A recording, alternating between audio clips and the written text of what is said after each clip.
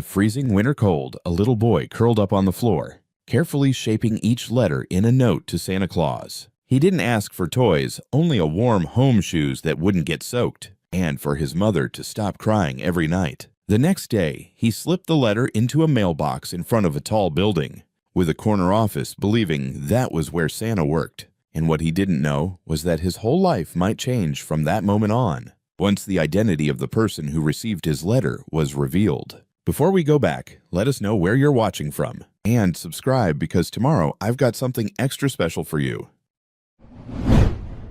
The cold bit through everything. Jamal Brooks sat on the wooden floor of the living room, his 6-year-old fingers wrapped around a red crayon. His breath came out in little white puffs like he was a tiny dragon, but dragons lived in warm caves with treasure. Jamal lived in a house where the heater coughed and died 3 days ago. "Baby, you okay over there?" His mama's voice came from the kitchen. Naomi Brooks stood at the counter, still wearing her diner uniform, that ugly brown polyester thing, with the name tag that always hung crooked. Her hands were red and cracked. She'd just gotten home from her second shift, the one where she cleaned office bathrooms downtown.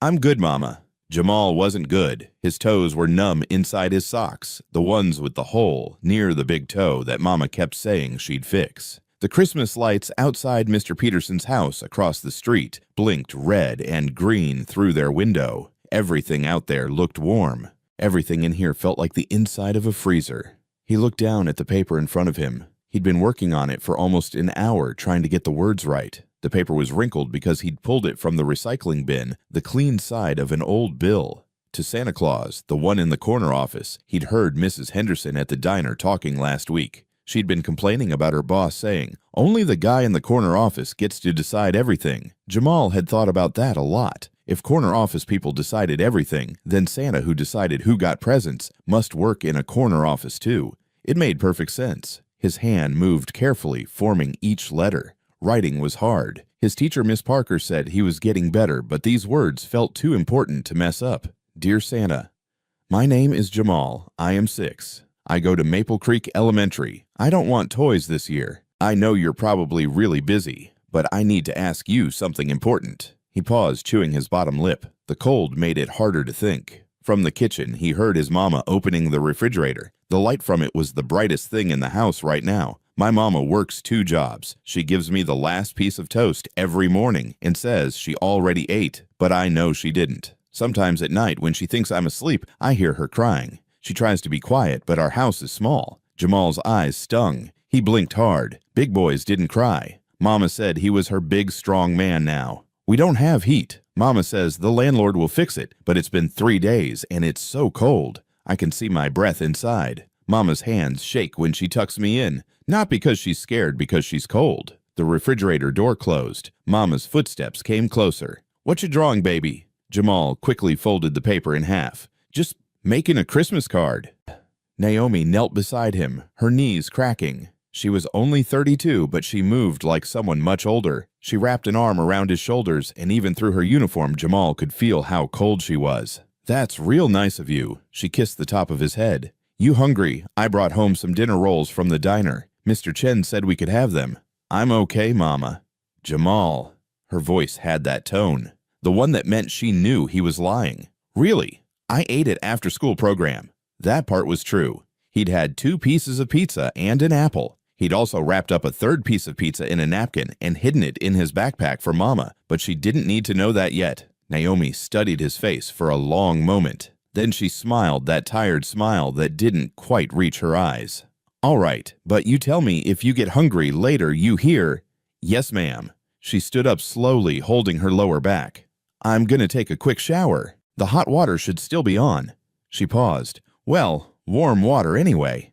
After she left, Jamal unfolded the paper and kept writing. "Santa, I don't want a bike or video games or anything like that. I just want 3 things. 1, a warm house for Mama so she doesn't shake anymore. 2, shoes that don't get wet when it snows. Mine have a whole 3. For Mama to stop crying when she thinks I'm asleep. I know this is a lot to ask. Miss Parker says you're very busy this time of year. But Mama says you help people who really need it. And Santa, we really need it. I've been good this year. I got all A's and B's on my report card. I help Mama fold laundry. I don't complain when dinner is just butter noodles again. Please, Santa. I don't care about presents. I just want Mama to be warm. Love, Jamal Brooks, age 6.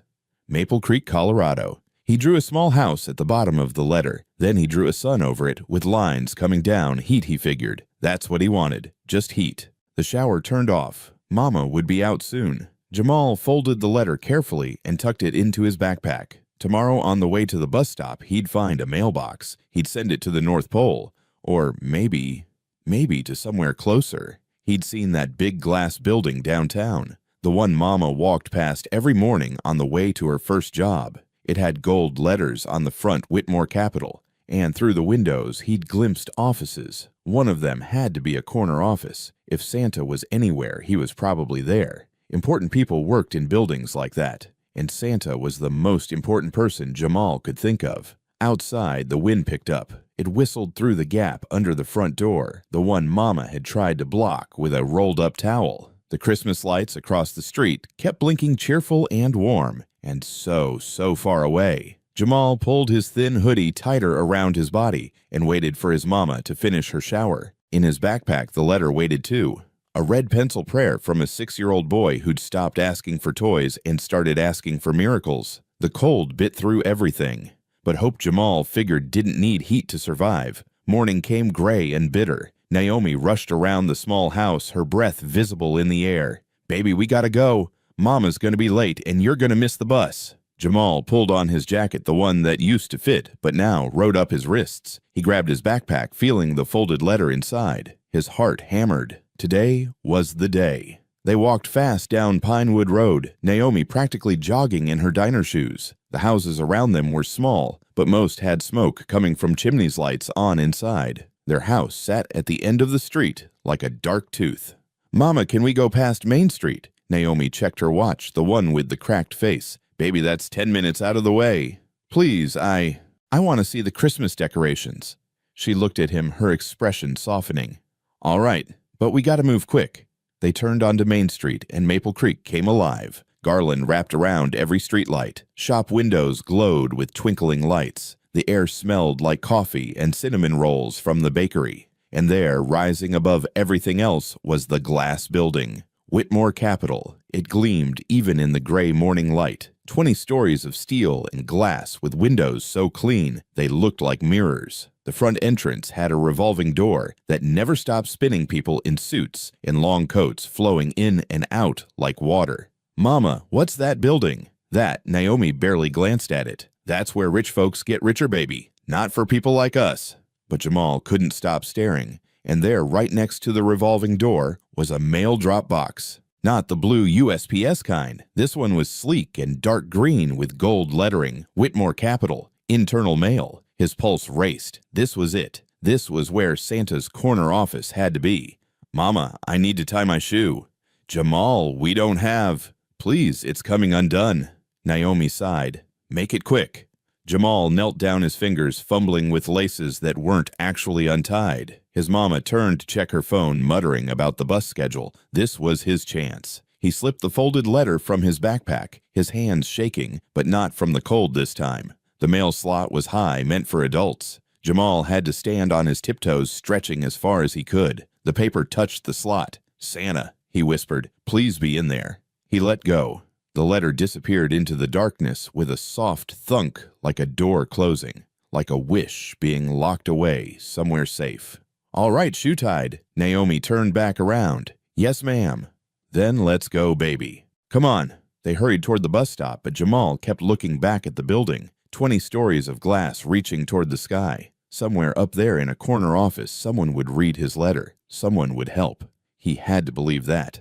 Inside the building, morning chaos unfolded. Renee Miller, executive assistant to Daniel Whitmore, stood at the mail sorting station in the lobby. She was 43, efficient, and had worked for Whitmore Capital for 12 years. She knew every procedure, every protocol. "Morning, Renee," called Tom, the security guard. "Got the internal mail here. Looks like a light day." Renee took the canvas bag and dumped its contents onto the sorting table. Business envelopes, most of them. Contract renewals, meeting requests, the usual corporate noise. Then something different caught her eye. A piece of paper wrinkled and folded inexpertly. No envelope. The words on the outside written in red crayon, the letters wobbly to Santa Claus, the one in the corner office. "What the hell?" Renee muttered. Tom leaned over.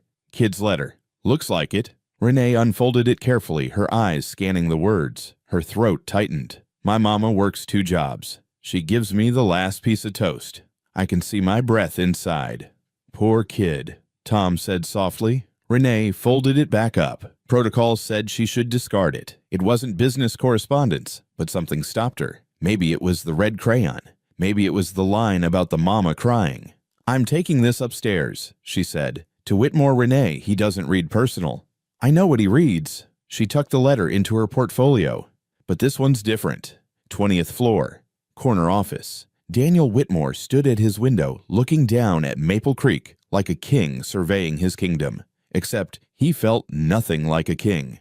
Kings, he imagined, felt powerful. Daniel just felt tired. 60 years old, silver hair, sharp suit, a face that had learned to show nothing. His office was warm, almost too warm, with central heating that he controlled from a panel on his desk. His coffee was hot. His leather chair was comfortable. Everything was comfortable.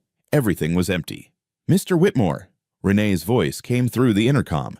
"I have the morning correspondence." "Come in." Renee entered with her usual efficiency, setting a stack of papers on his desk. Contract review on top, the Henderson merger, meeting request from Senator Blake's office. She paused. "And this." She placed the folded paper on top of everything else. Daniel glanced at it. "What is this?" "A letter. It came through the internal mail drop." He looked closer, saw the red crayon, the uneven handwriting. "This is a child's letter." "Yes, sir." "To Santa Claus." "Yes, sir." Daniel picked it up, frowning. "Renee, why?" "Just read it," she said quietly. "Please." There was something in her voice, something that made him pause. He unfolded the letter, and everything stopped. "My name is Jamal. I am 6. Daniel's eyes moved down the page. Each word landed like a punch. "She gives me the last piece of toast. I hear her crying. We don't have heat." His hand started to shake. "I just want 3 things. A warm house for Mama." "Jesus," he whispered. Renee stood silent, waiting. Daniel read it again, then a 3rd time. The words blurred. His office felt too hot, suddenly suffocating. He set the letter down carefully, like it might break. Where did this come from? The internal mailbox. Someone, probably the child, must have dropped it there, thinking it would reach, well, Santa Claus. Renee's voice was gentle. "The return information is minimal. Just a first name and Maple Creek, Colorado." Daniel stared at the letter, red crayon. "Age 6. Please, Santa. I don't care about presents. I just want Mama to be warm." And suddenly, he wasn't in his corner office anymore. He was in a different house 23 years ago. A big house, yes, but just as cold in its own way. "Daddy, Daddy, I'm scared. There's thunder. Aaron, I'm working. Get your mother." "Mommy's asleep. Daddy, please." "I said I'm working. Go back to bed." The memory hit him like a fist. His son, Aaron, 7 years old, standing in the doorway of his home office. Pajamas with dinosaurs on them. Eyes wet with tears. Daniel had been working on a merger, something important he'd told himself, something that couldn't wait. Aaron had gone back to bed alone. 2 years later, Laura, his wife, died, breast cancer stage 4. And Daniel had kept working, kept hiding in corner offices and quarterly reports, kept choosing contracts over conversations. Aaron stopped trying to reach him. By 15, they barely spoke. By 22, Aaron left and never came back. That was 8 years ago. Daniel hadn't seen his son in 8 years. "Mr. Whitmore," Renee's voice pulled him back. "Are you all right?" He wasn't all right. He was 60 years old, sitting in a corner office that suddenly felt like a tomb. A 6-year-old boy had written to Santa Claus, asking for heat, and got shuffled to a CEO who'd let his own son grow up cold. Not cold like Jamal's house. Cold in a different way. The kind of cold that came from absence, from closed doors, and not now. And "I'm too busy." "Find him," Daniel said. "Sir?" "The boy. Jamal. Find him." Daniel stood up, his decision made. "There's a partial address on the letter, Maple Creek. Can't be that many Brooks families with a 6-year-old. Mr. Whitmore, I'm not sure that's—" "Renee." He looked at her, and maybe she saw something in his face, something raw and desperate. "This child wrote to Santa Claus in a corner office, and I'm the poor bastard who ended up reading it, so I'm going to find him." Renee nodded slowly. "I'll make some calls. Make them quick." After she left, Daniel sat back down. He picked up the letter again, his hand steadier now. The drawing at the bottom, a house with a sun over it, rays of heat coming down, a child's hope rendered in red crayon. "Jamal," he whispered to the empty office, "I'm sorry you're cold. I'm sorry your mama cries. I'm sorry you had to write this letter at all." Outside his window, Maple Creek stretched out below. Somewhere down there in a house without heat, a 6-year-old boy was probably sitting in school right now, wondering if Santa had gotten his letter. Daniel looked at the drawing again, the sun with its rays of warmth. "I got it," he said softly, "and this time I'm not going to close the door." He pressed the intercom. "Renee, cancel my morning meetings." "All of them, sir. All of them."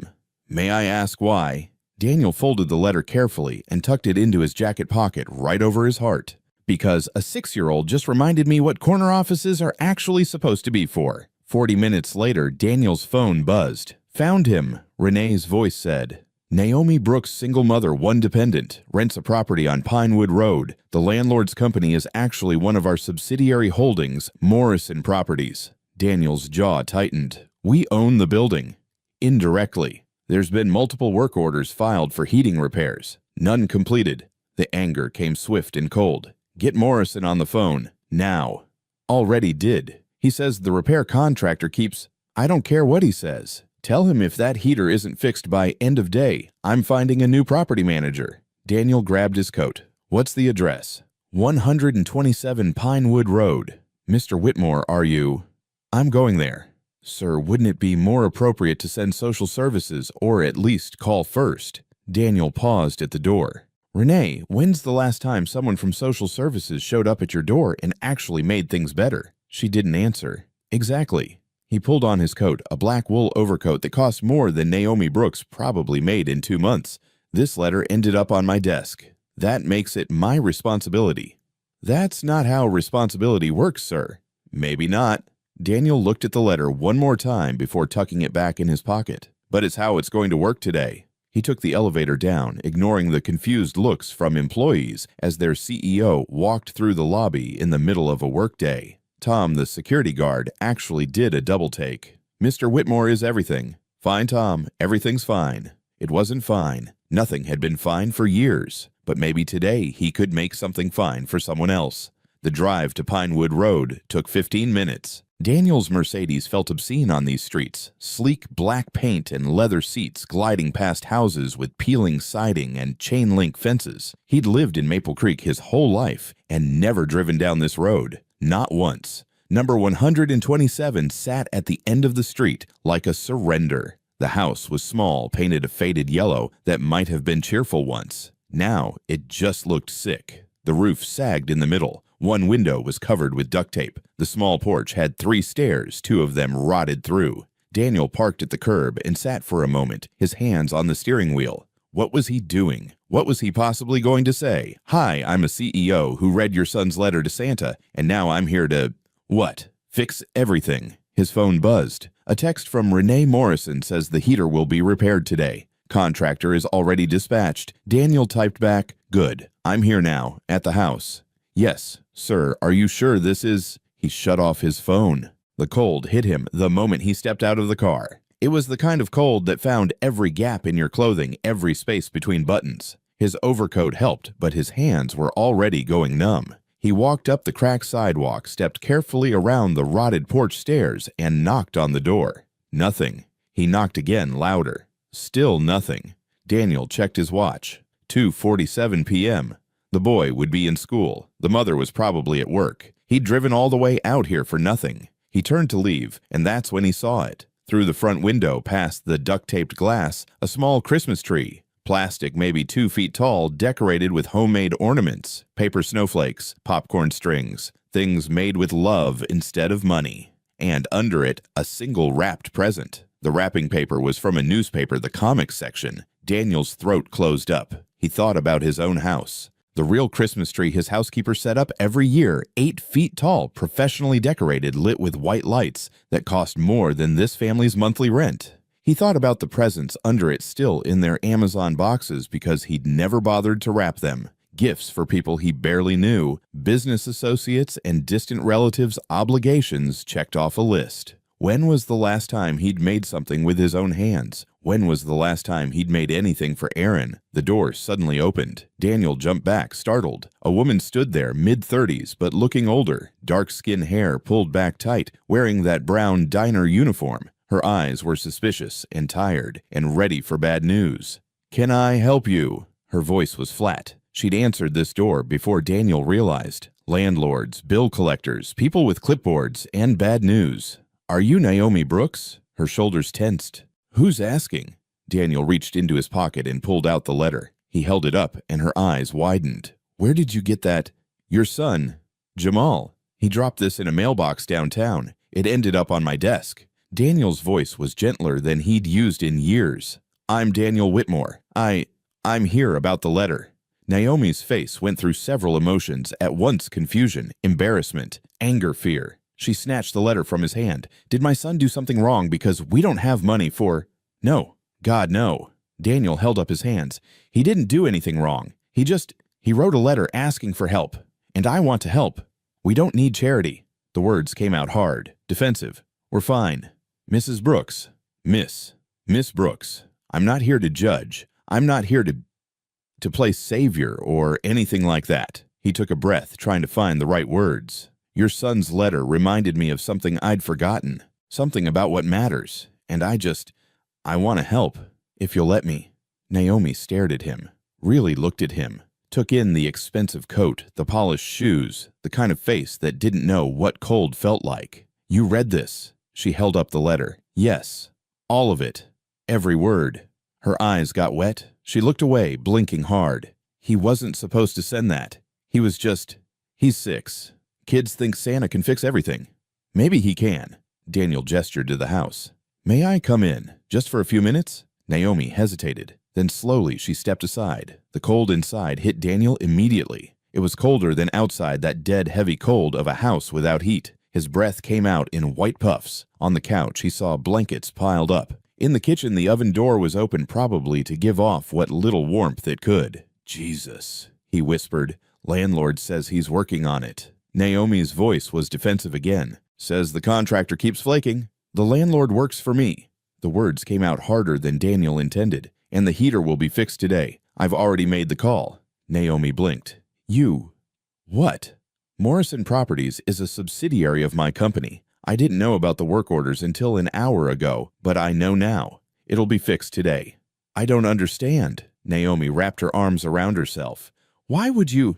You're a CEO. Why do you care about my heater?" Daniel looked at her, really looked at her, saw the cracked hands, the exhaustion, the way she held herself like she was bracing for the next blow. And he thought about Laura, how she'd held herself the same way during chemo, trying to stay strong for Aaron while her body broke down. "Because your son wrote a letter asking Santa for heat," Daniel said quietly.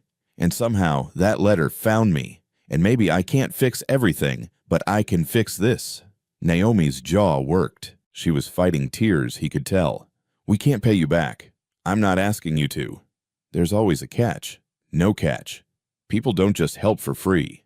"Maybe they should." Daniel met her eyes. "Miss Brooks, I'm not a good man. I've spent the last 20 years choosing profits over people. I lost my son because I prioritized work over being a father. I can't fix that, but I can make sure your son doesn't grow up in a house where he can see his breath." The silence stretched between them. Then from outside came a sound, a school bus. Naomi's head snapped toward the window. "Jamal," she said. Through the window, Daniel saw a small boy climbing off the bus. Dark skin, thin jacket, a backpack almost as big as he was. The boy walked slowly up the sidewalk, his shoulders hunched against the cold. Then he saw Daniel's Mercedes parked at the curb. His steps slowed. His eyes went wide. Naomi opened the door. "Baby, come on inside. We got a visitor." Jamal climbed the porch steps, carefully avoiding the rotten ones. His eyes never left Daniel. Then he saw what Naomi was holding, the red pencil letter. "Mama." His voice was small.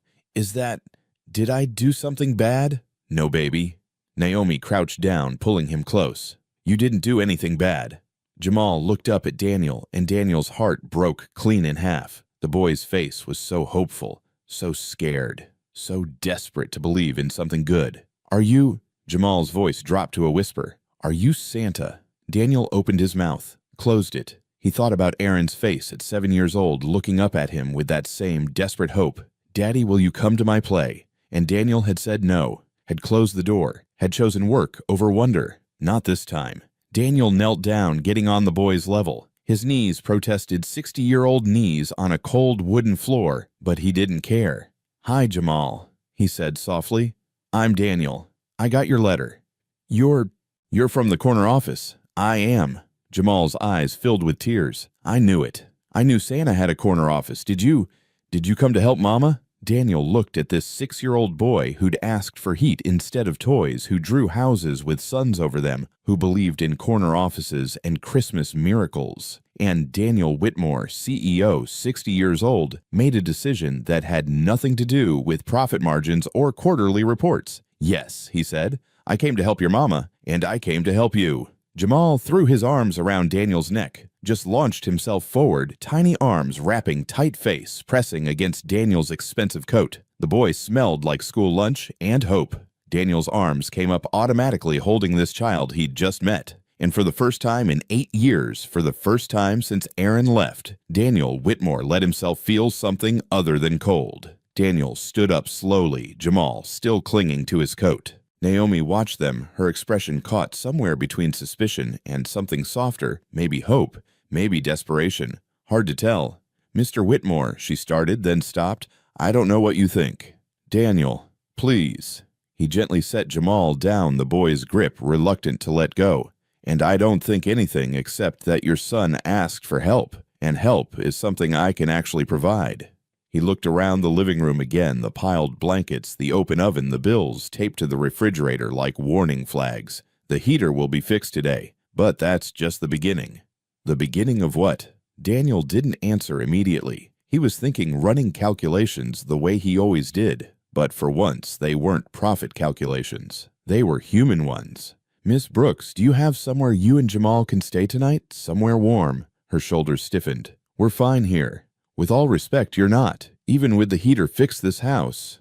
He gestured vaguely. "The insulation is shot. The windows are old. It'll take days to warm up properly." "We'll manage. We always do." "Mama's real good at managing." Jamal piped up, loyal as a soldier. "She can do anything." Naomi's face softened at her son's words, but Daniel saw the way her jaw tightened, the way her eyes went glassy for just a second before she blinked it away. "I have a guest house," Daniel said, "on my property. It's empty, has heat, a full kitchen. You're welcome to stay there until this place is properly livable again." "Absolutely not." The words came out sharp. "We don't know you. For all I know." "I understand." Daniel raised his hands, backing off. "You're right to be careful. I'm a stranger, but I'm also the person whose company owns this building and whose negligence left you freezing." He pulled out his phone. "I'm going to give you my assistant's number, Renee Miller. Call her. She'll verify who I am, run any background check you want. I'll wait." Naomi took the offered card, her fingers careful not to touch his. "This doesn't make sense. Rich people don't just show up and offer help." "They should," Daniel said quietly. Then, after a pause, "Look, I'm not doing this to feel good about myself. I'm doing this because I read your son's letter, and it reminded me that I have a son too. Had a son. Have one technically, but..." He trailed off the words harder than he expected. "I haven't seen him in 8 years. I wasn't there when he needed me. I can't fix that, but maybe I can be there for someone else's kid." The honesty hung in the air. Naomi studied him, really looked at him, and something in her expression shifted. Not trust, not yet, but maybe the beginning of understanding. "You got a son?" Jamal asked. "Is he at the North Pole too?" "No, buddy. Daniel crouched down again. "He's far away. We don't talk anymore. I made some mistakes, big ones." "Did you say sorry?" The simplicity of it. The way 6-year-olds could cut through years of complication and get right to the heart. "I tried," Daniel said. He didn't want to hear it. Jamal considered this seriously. "Mama says sorry only works if you mean it with your whole heart. Do you mean it with your whole heart?" Daniel felt his throat close up. "Yeah, buddy, I do." "Then maybe you gotta say it again. Sometimes people need to hear things more than once." Jamal shrugged like he just solved a simple math problem. "That's what Mama says anyway." Naomi was crying now, silent tears tracking down her face. She wiped them away quickly, but not before Daniel saw. "Baby, why don't you go change out of your school clothes?" she said, her voice thick. "I need to talk to Daniel." Jamal nodded and headed down the short hallway, his backpack thumping against his small frame. Once he disappeared into a bedroom, Naomi turned to Daniel. "My son thinks you're Santa Claus." "I know. You can't make promises you won't keep. Kids, they believe in things. They trust. And when adults break that trust," she shook her head, "it ruins something in them." "I know that too," Daniel said. "I saw it happen with my son." They stood there, two adults who'd failed in different ways, both trying to figure out how to do better. "One night," Naomi finally said, "we'll stay one night in your guest house. But that's it. Tomorrow I'm back here and we go back to normal." "Fair enough." Daniel pulled out his keys. "I'll drive you. We can take the bus." "Miss Brooks, please. It's cold, it's getting dark, and I'm offering a ride. Just let me do this one thing without arguing." Naomi's laugh was short, sharp, surprised. "You don't know many single mothers, do you?" "No, I don't. We argue because we have to, because the second we stop fighting, someone tries to take advantage." She grabbed her purse from the couch. "But fine. One ride. One night. Then we're even." "We're not even," Daniel said. "Not by a long shot, but it's a start." 20 minutes later, they were driving through the nicer part of Maple Creek. Jamal sat in the back seat, his eyes huge, taking in the leather interior and the dashboard that looked like a spaceship control panel. "This car is so clean," he whispered. "Does it fly?" Daniel caught his eyes in the rearview mirror. "Not yet. Maybe next year." Jamal grinned, and Daniel felt something twist in his chest. That grin. God, it looked like Aaron's grin used to look, back when Aaron still smiled around him. Naomi sat rigid in the passenger seat, her purse clutched in her lap like a shield. She watched the houses get bigger, the lawns get wider, the distance between properties stretch out like breathing room. "You live up here?" she asked quietly. "End of the road. The old Morrison estate. I bought it about 10 years ago." Morrison, as in the guy who owns our building. His father. "Old man Morrison sold it after his wife died. Couldn't stand being there alone." Daniel paused. "I bought it thinking I'd fill it with family. Never quite worked out that way." They turned onto a long driveway lined with bare oak trees. The main house appeared at the end, a sprawling two-story colonial with white columns and black shutters. Every window glowed yellow. It looked like a painting, like something from a magazine. "Holy!" Naomi didn't finish the sentence. "That's Santa's house." Jamal pressed his face against the window. "Mama, that's where Santa lives." "Baby, this isn't. The guest house is around back." Daniel interrupted gently. He pulled around the circular driveway, following a stone path to a smaller structure behind the main house. Smaller being relative, it was still bigger than Naomi's rental. The guest house was modern, all windows and clean lines. Daniel parked and killed the engine. Full kitchen, 2 bedrooms, bathroom with a tub. He handed Naomi a key. "Thermostat is inside the door. Set it wherever you want. There's food in the fridge, my housekeeper keeps it stocked. Linens in the closets. Anything you need, you call me." Naomi took the key like it might burn her. "Why are you doing this?" "I already told you." "No. The real reason. The one you're not saying." Daniel was quiet for a long moment. Then, "Because I read your son's letter and I realized I've spent 20 years living in a corner office making decisions about numbers and contracts, and somewhere along the way, I forgot that those numbers represent actual people, families, kids like Jamal." He looked at her. "I can't get those 20 years back, but maybe I can make sure your son doesn't grow up thinking corner office people don't care." Naomi's eyes were wet again. "Damn it," she whispered. "Stop saying things like that." "Like what? Like you're actually human." "I'm trying to be." Jamal had already jumped out of the car, running toward the guest house like it was Christmas morning. Naomi followed more slowly, Daniel trailing behind. The moment they stepped inside, Jamal gasped. "Mama, it's warm, it's so warm."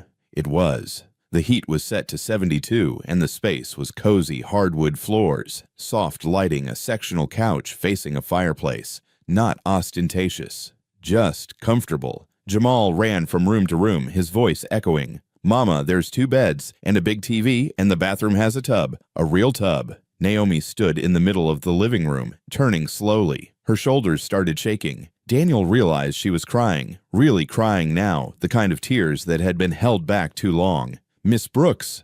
"I can't remember the last time I was warm," she said, her voice breaking.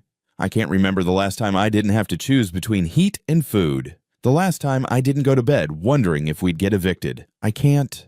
She covered her face with her hands. "This isn't fair. We don't deserve this." "Everyone deserves to be warm," Daniel said quietly. "Everyone deserves to not worry about basic things like heat and food. That's not privilege. That's just basic human dignity." "Mama." Jamal appeared in the doorway, his face worried. "Are you sad?" "No, baby." Naomi wiped her face quickly. "Mama's happy. These are happy tears." "Oh." He thought about this. "Can I take a bath in the big tub?" "Yeah, baby, you can." Jamal disappeared again, whooping. The sound of running water started a moment later. Naomi sank onto the couch, her whole body sagging like someone had cut her strings. "I don't know how to accept this." "You don't have to know. Just stay. Be warm. Let your son take a bath in a big tub." Daniel moved toward the door. "I'll be in the main house if you need anything. I'll come by in the morning, bring some breakfast. We can figure out next steps then." "What next steps?" "Making sure you don't have to go back to a freezing house. Making sure your son has warm shoes."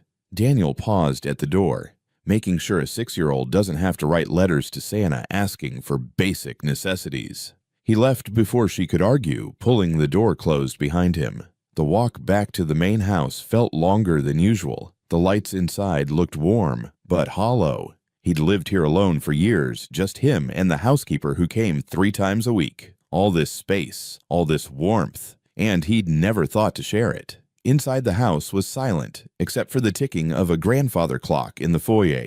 Daniel stood in his massive kitchen marble counters, professional-grade appliances, a refrigerator the size of a closet, and felt suddenly crushingly alone. He pulled out his phone and scrolled to a contact he hadn't called in 8 years, Aaron Whitmore. His thumb hovered over the name. "Mama says, sorry only works if you mean it with your whole heart. Sometimes people need to hear things more than once." Daniel closed his eyes. Then he typed out a text. "Aaron, I know you don't want to hear from me. I know I don't deserve your forgiveness, but I need you to know I'm sorry. I was a terrible father. I chose work over you, over your mother, over everything that mattered. I can't change that, but I'm trying to change who I am now. I love you. I never stopped loving you. I just forgot how to show it. Dad." He hit send before he could chicken out. The message showed as delivered. Then a moment later, read. Daniel waited. 1 minute, 2, 5. No response came. He set the phone down on the counter and looked around his empty kitchen. Outside, through the window, he could see the lights of the guest house. Could imagine Naomi and Jamal inside warm for the first time in who knows how long. It wasn't enough. Not nearly enough. But it was something. His phone buzzed. Not Aaron Renee. Heater is fixed at Pinewood property. Contractor says it should be fully functional by morning. Also, I did some checking. Miss Brooks works 2 jobs, both minimum wage. She's behind on rent, but only because Morrison kept raising prices. She's good for it. Just can't keep up with the increases. Daniel typed back, freeze her rent at current rate. No more increases. And find out what she needs to get ahead, not just get by. Sir, you're going to make me cry. Good. I've been crying on and off for 3 hours. Are you okay? Daniel looked at his phone for a long moment. Then I will be. Maybe. Someday. He poured himself a whiskey expensive stuff that tasted like smoke and regret and sat at his kitchen table. The house was so quiet. Too quiet. Like it was waiting for something.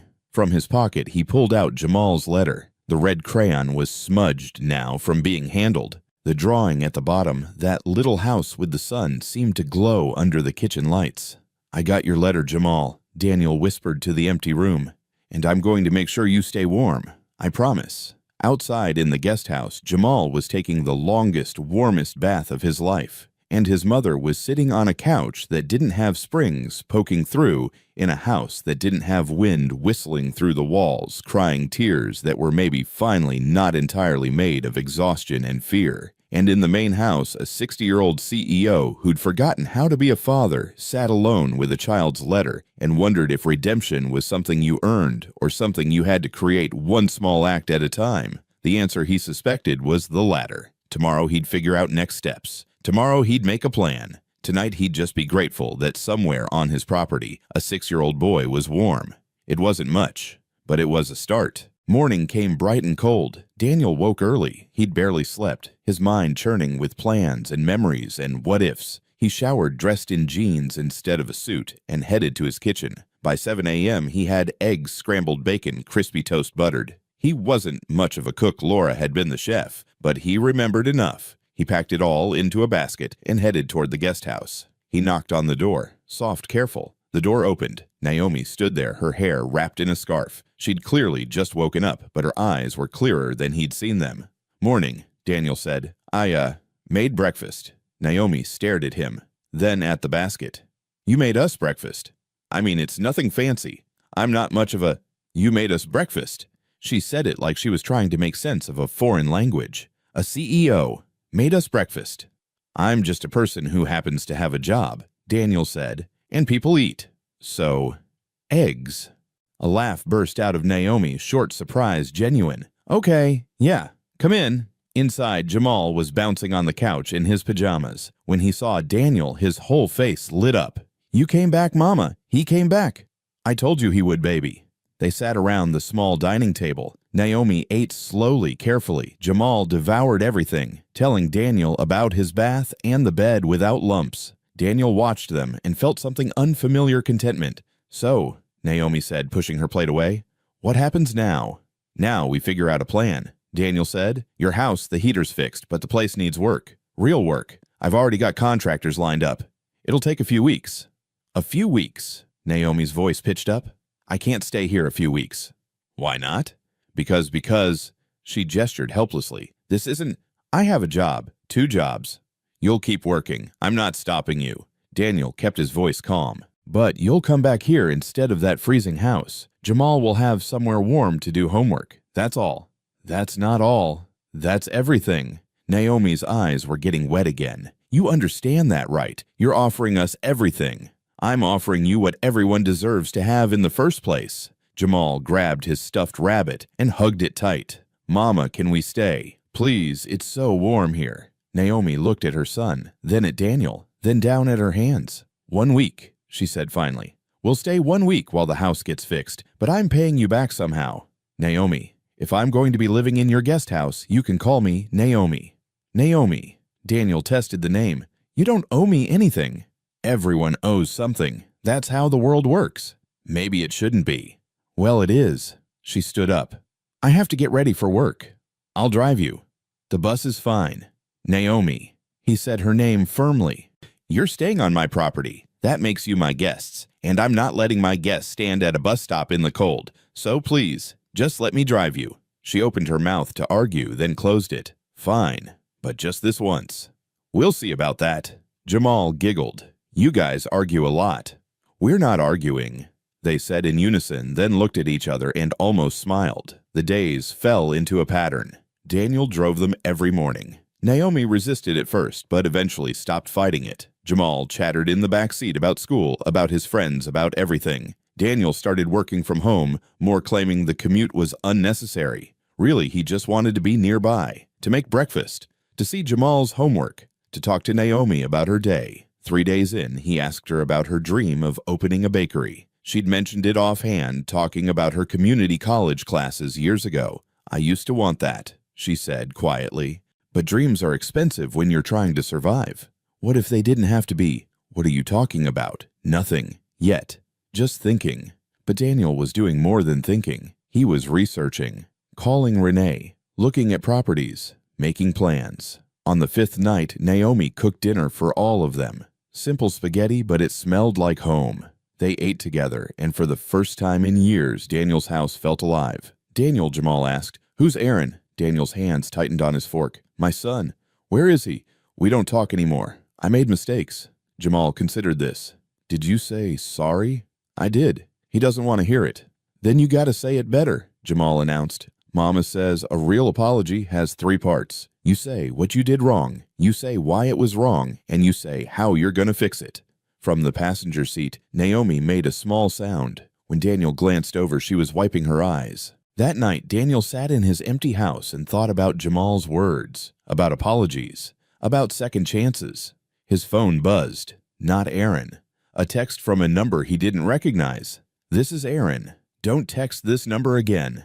Daniel stared at the message until his vision blurred. He typed back, "Anyway, I understand. I'm sorry. I love you." The message showed as delivered, but not read. Probably blocked. Daniel set the phone down carefully. Some doors he realized got closed from the other side, and those you had to learn to live with. But maybe, just maybe, if he became the man he should have been, those doors might open again. It was a hope. Small and fragile, but it was something. The knock came on a Tuesday afternoon. Daniel was in his home office when he heard it. Sharp, insistent. He opened the door. A man stood there, early 30s, dark hair, eyes, the same shade of blue as Daniel's own. He wore a worn leather jacket and jeans, his jaw tight with anger. Aaron. The name came out like a prayer. Dad. Aaron's voice was cold. Can I come in? Daniel stepped back. His son. After 8 years, Aaron was here. Of course, yes, please. Aaron walked past him, eyes scanning the space. Nice place. Still spending money on things that don't matter. The barb landed. Can I get you something coffee? I'm not here for a social visit. Aaron turned. I'm here because Renee called me. Renee. Daniel's stomach dropped. I didn't ask her to. I know. She called on her own. Said you were different. That you'd taken in a family. Aaron's jaw clenched. She thought I should know. Aaron, I don't. Aaron held up a hand. I came to see for myself, to see if you're actually capable of caring about someone besides yourself. It's true, Daniel said quietly. There's a woman named Naomi and her 6-year-old son, Jamal. They're staying in the guest house. And you just took them in, out of the goodness of your heart. Aaron laughed bitterly. The same heart that couldn't find time to come to my graduation, my college graduation, the same heart that chose board meetings over mom's chemo. Each accusation was true. You're right, Daniel said. About all of it. Aaron blinked. What? You're right. I was a terrible father. I chose work over you, over your mother, over everything that mattered. I have no excuse. Daniel's voice cracked. I'm not asking for forgiveness, but I am trying to be different. Why now? Why not 10 years ago? Because I was a coward, Daniel said. I hid behind work because I didn't know how to be a person, how to be a father, and by the time I realized what I'd lost, it was too late. It's not too late, came a small voice. They both turned. Jamal stood in the doorway, wearing Daniel's oversized coat. Jamal, Naomi appeared behind him. I told you not to just run into the main house, but I wanted to see. Jamal stopped seeing Aaron. His eyes went huge. Aaron, like in my drawing. He ran over completely unafraid, looking up at Aaron with pure joy. I drew you. Do you want to see? Aaron looked down at this child. Sure. Wait here. Jamal ran off. Naomi stepped forward. I'm so sorry. He gets excited. You're Naomi, Aaron said stiffly. And you're Aaron, Daniel's son. She paused. He talks about you a lot. Jamal came running back with a drawing. 4 stick figures in front of a house. Daniel, Naomi, Jamal, and Aaron. See, that's you. You're in our family? Aaron stared at the drawing. You spelled my name wrong. Sorry, Jamal said. Spelling's hard. But see, Daniel misses you. He gets really sad when he talks about you. Jamal, Naomi said firmly. That's enough. Let's give them privacy. She herded Jamal out. Aaron watched them go, still holding the drawing. He's a good kid, Aaron said finally. He is. And she seems like she's been through hell. She has. Aaron set the drawing down. I can't just forgive you. I can't pretend the last 8 years didn't happen. I know. But, Aaron's voice broke, Eddie, but I don't want to be 8 years older and still this angry. I did love you, Daniel said, tears streaming. I do love you. I just didn't know how to show it. That's what I needed, Aaron whispered. Just you, present, paying attention. I know. And I can't get those years back. But Aaron, if you'll let me, I'll spend every day I have left trying to be the father I should have been. I don't know if I can believe that. Then let me show you. Stay for dinner. Meet them properly. See what I'm trying to do differently. Aaron stood there torn. Then slowly he nodded. One dinner. That's all I'm promising. That's more than I deserve, Daniel said. They stood together watching through the window as Jamal played in the snow, Naomi watching over him. The kid really just asked for heat, Aaron asked. Just heat. And shoes. And for his mom to stop crying. Damn. Aaron wiped his eyes. When I was 6, I asked you for a Batmobile. I bought you 3. I know. What I wanted was for you to build it with me. Aaron laughed hollowly. I broke all 3, out of spite. I never knew that. You were never around to notice. The words stung, but they were true. I'm around now, Daniel said. For whatever that's worth. Aaron didn't respond, just kept watching the boy and his mother in the snow. Okay, he said finally. Dinner, but I'm not making any promises. Understood. And for the first time in 8 years, Daniel and his son stood in the same room without one walking away. It wasn't forgiveness, but it was a beginning. Dinner was awkward. They sat around the guest house table eating Naomi's pot roast. Jamal chattered between bites, oblivious to the tension. You're really Daniel's son, Jamal asked Aaron. Yeah, I am. How come you don't live with him? The house is really big. Jamal, Naomi warned. What, I'm just asking. Aaron set down his fork. It's complicated. Are you mad at him? The table went silent. Sometimes I get mad at Mama too, Jamal continued, but I'm not really mad at her. I'm just mad at being poor. He looked at Aaron. So are you mad at Daniel or mad at something else? Aaron stared at this child. I'm mad because my dad wasn't around when I was a kid, like your mom is around for you. But you are important. All kids are important. I know that now. But when you're a kid and your dad keeps choosing work, Aaron's voice cracked. It makes you think maybe you're not worth choosing. That's stupid, Jamal announced. Jamal, Naomi and Daniel said simultaneously. No, but it is. Daniel's really nice. He makes eggs, and he drives us places, and he fixed our house. Jamal looked at Aaron. So maybe he was bad before, but he's trying really hard now. Mama says people deserve second chances if they're really trying. Aaron's eyes were wet. Is that true? Are you really trying? Yes, Daniel said simply. Every day. Why now? Because I was a coward. I hid behind work because I didn't know how to be a person, how to be a father. It's not too late, Jamal interjected. You're both still alive. That means it's not too late. It's more complicated than that, baby, Naomi said. Why Daniel's sorry? Aaron's mad. Daniel says sorry, Aaron forgives him, and then they can be family again. That's not how it works with adults. Well, it should be. Jamal crossed his arms. You both love each other, I can tell. You're just scared. Aaron pushed back from the table. I need some air. He walked outside. Daniel followed. Aaron stood at the railing, shoulders hunched. He's right, you know. That kid. He's right. About what? About me being scared. Aaron turned. I'm terrified that if I let you back in, you'll just hurt me again. I understand that fear, and I can't promise I won't make mistakes. But Aaron, I swear I'm not going back to who I was. How do I know that? You don't. You just have to trust me, and that's a lot to ask from someone who learned you were untrustworthy. Aaron laughed bitterly. You keep saying, I know. Do you really know what it was like? Being 7 and watching other dads show up to games while mine was in meetings. Being 15 and finding out about mom's cancer from the oncologist because you were too busy. Being 22 and standing at mom's grave while you checked your phone. Each word was a knife. At her funeral, Dad, you answered emails at her funeral. I remember, Daniel whispered. Do you remember why I left? Yes, you said I'd chosen business over family my whole life, and you were done being the family I ignored. And I meant it. Aaron wiped his eyes. So why am I here? Why do I care? Because you're a better man than I ever was. Because even after everything, you still have hope that maybe I can change. I don't know if I have hope. I'm just so tired of being angry. The door opened. Jamal stepped out in Daniel's coat. I'm sorry. Mama says I made you sad. Aaron crouched down. You didn't make me sad, buddy. You just said things that were true. And sometimes true things hurt. But you're crying. Yeah. Is Daniel crying too? Daniel was. Yeah, Aaron said. Jamal grabbed both their hands. Mama says when people cry, they need hugs, so we should all hug.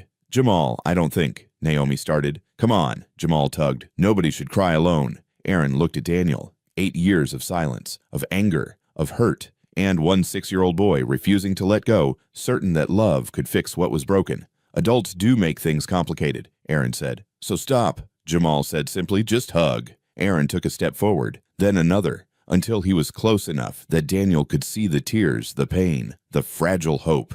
I don't forgive you, Aaron whispered. Not yet. I know, but I want to. Someday. I'll do whatever it takes. Shut up, Dad. Aaron's voice broke. Just shut up and... He stepped forward and wrapped his arms around his father. Daniel went rigid. Then his arms came up. He held his son and sobbed. I'm sorry, Daniel choked out, for everything. I know. Aaron was crying too. I know you are. Jamal wrapped his arms around both their legs. See, hugging helps. Naomi watched from the doorway, crying. They stood there, a father and son separated by 8 years, held together by a 6-year-old who believed in second chances. I don't know if I can trust you again, Aaron said eventually. We don't have to know. We just have to try. Yeah, Aaron pulled back, wiping his face. We can try, Jamal beamed. Does this mean Aaron can stay for Christmas? Aaron looked at Daniel. You're welcome to stay as long as you want, Daniel said quietly. I don't know about forever, Aaron said, but maybe Christmas. Maybe we start there. That's more than enough, Jamal cheered. Naomi herded him inside, leaving Daniel and Aaron alone. That kid, Aaron said, he's something else. He is. I'm going to go. I need time to process. Daniel's heart sank. Okay, but I'll come back. For Christmas. We can try. Really? Yeah, really. Aaron managed a smile. Besides, I want to meet that kid properly. Thank you. Don't thank me yet. We have a long way to go. I know, but it's a start. Aaron moved toward his car, then paused. Dad, yeah, I missed you, even when I hated you. I missed you. Daniel's throat closed. I missed you too, son, every single day. Aaron nodded, then he drove away. Daniel stood there watching the taillights disappear. His son was coming back for Christmas. It wasn't forgiveness, but it was hope.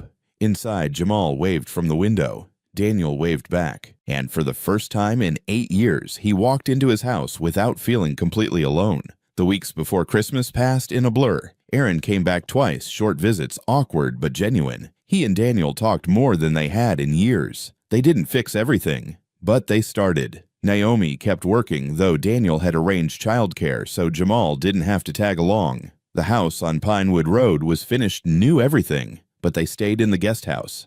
Just until after Christmas, Naomi said. 3 days before Christmas, Daniel asked them to meet him downtown. Why? Naomi asked nervously. I have something to show you.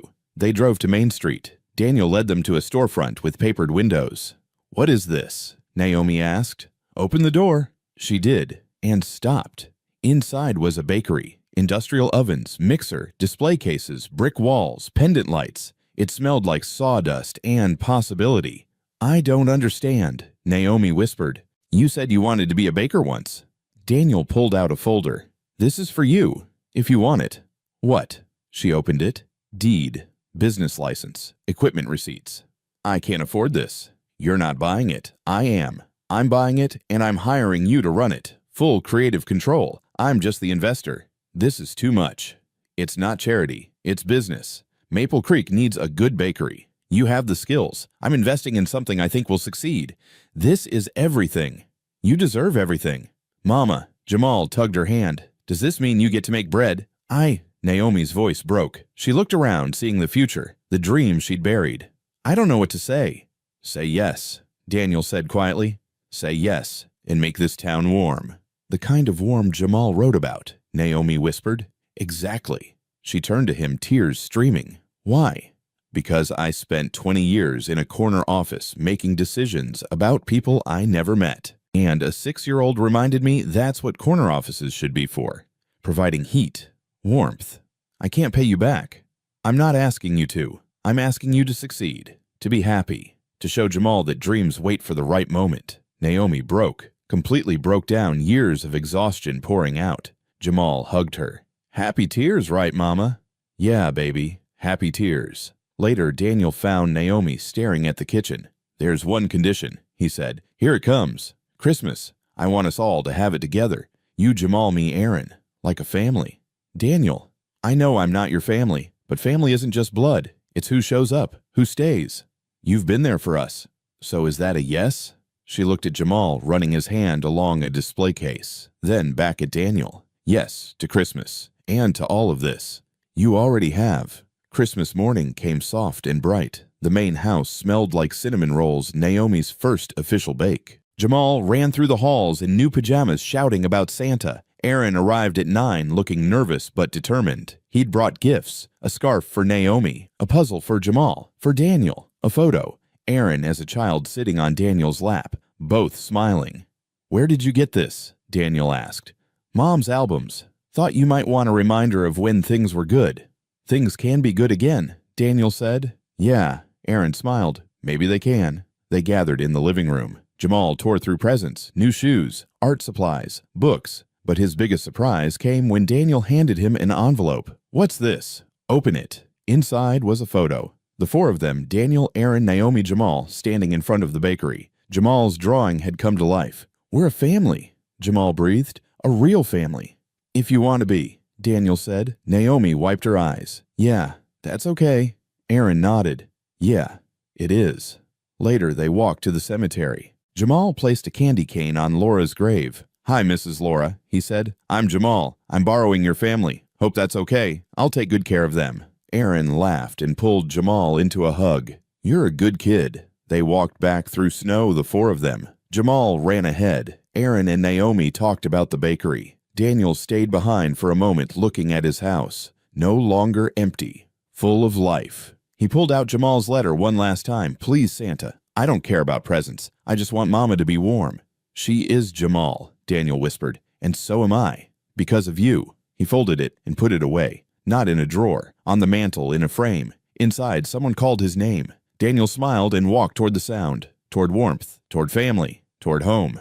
3 months later, Daniel stood across from a storefront on Main Street. Naomi's Hearth Bakery and Cafe. Through the window, he could see Naomi behind the counter, flour on her apron, laughing with a customer. Jamal sat at a corner table doing homework. Aaron appeared beside him with coffee. "She's killing it. Line wrapped around the block this morning.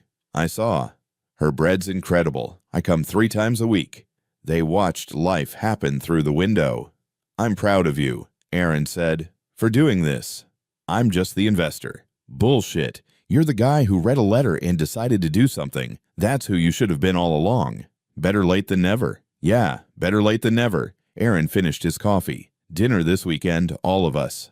All of us meant family dinners. Aaron showing Jamal baseball. Naomi teaching them to bake. Healing.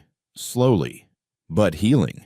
"Perfect," Daniel said. After Aaron left, Daniel crossed the street and entered the bakery. Warmth hit immediately. Jamal spotted him. "Look A on my spelling test." "Amazing, buddy." Daniel high-fived him. Naomi came over wiping her hands. "You're early. I wanted to see it. Really see it. And it's perfect. You've made something beautiful." "People keep coming back. Mrs. Henderson said this is the first place in Maple Creek that feels like home." "That's because you put heart into it." A customer called. Naomi squeezed Daniel's arm and went back to work. Daniel sat with Jamal, helped with homework. Around them, the bakery hummed with life. His phone buzzed. "Aaron, thanks for earlier. Love you, Dad." Daniel stared at those words. 8 years to see them again. He typed, "Love you too, son. See you this weekend." Jamal looked up. "Remember when I wrote that letter to Santa?" "I remember. I asked for Mama to be warm." "Did Santa send you, or did you just find it?" Daniel thought carefully. "I found the letter, but maybe Santa knew it would end up with me. Maybe Santa knew I needed to find it just as much as you needed to send it. So you're kind of like Santa's helper." "Something like that." "Cool." Jamal went back to his math. Then, "I'm glad you found it. I'm glad you came." Daniel's throat tightened. "Me too, buddy. Me too." That evening, after the bakery closed, they walked through downtown. Jamal ran ahead chasing pigeons. Naomi and Aaron talked about sandwich fillings for the lunch menu. Daniel walked behind watching. This was what the corner office had been missing. Not numbers, not contracts. This. People. Connection. They passed Whitmore Capital, 20 stories reflecting the sunset. Daniel looked up at his corner office window. "You okay?" Aaron had fallen back. "Yeah, just thinking about how I used to sit up there thinking I was making important decisions. And now..." He gestured to Jamal, to Naomi. "Now I know what important actually looks like. It looks like a kid chasing pigeons. It looks like family. However you find it." Aaron bumped his shoulder. "You're getting philosophical." "I'm getting human."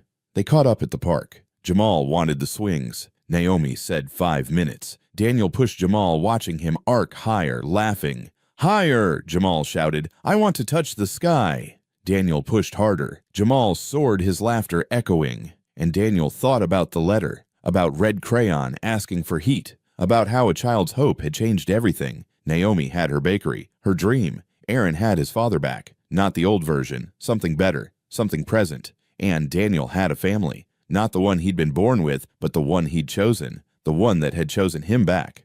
"Okay, that's enough," Naomi called. "Time to go." They walked back to Daniel's house. Home, Jamal called it now. That night, after Naomi and Jamal went to the guest house after Aaron drove away, Daniel stood in his kitchen. But he didn't feel alone. He walked to the mantel where Jamal's letter hung framed. Read it again. Please, Santa, I don't care about presents. I just want Mama to be warm. She is, Daniel whispered, and so am I. Because of you, Jamal. Because of all of you. His phone buzzed. Naomi Jamal wanted me to tell you goodnight. He says you're definitely Santa's helper. Daniel smiled. Typed, tell him Santa says goodnight too, and that I'm proud of him. He looked around his house. Photos lined the mantel. Aaron as a child. Aaron now. Naomi and Jamal at the bakery opening. All four at Christmas. A family. Not traditional. Not blood, some of them. But family. Tomorrow he'd make breakfast. Aaron would text something funny. Naomi would send a photo of the morning rush. Jamal would draw another picture. Life would continue. Ordinary. Beautiful. Warm.